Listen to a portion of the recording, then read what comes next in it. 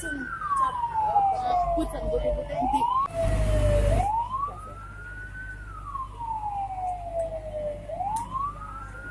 Berapa nasi bos? Pulang dari Genteng. Terus langsung tahu api gede ya Ya, mas? saya teriak ke sana kalau itu ada kebakaran. Rupanya yang punya rumah makan Pak D dan naik ke atas plafon mau matiin api. Jebol plafon itu baru saya gendong, saya mau keluar, luka bakar semua sih, lumayan dari kepala sampai badan atau Jadi bapaknya itu kena luka bakar ya? cuman masih bisa jalan kok.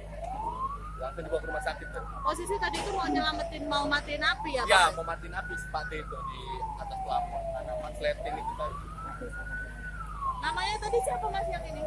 Saya, Yang apa yang kena Pak D itu kurang tahu sih saya.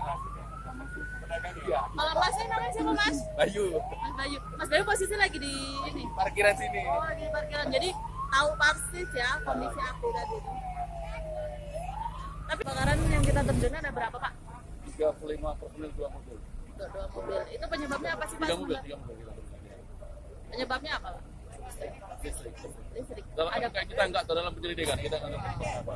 ada korban jiwa nggak sih pak ini? Terluka. Satu luka ya. Udah langsung dibawa ke rumah sakit. Ya. Oke. Udah pak, itu aja.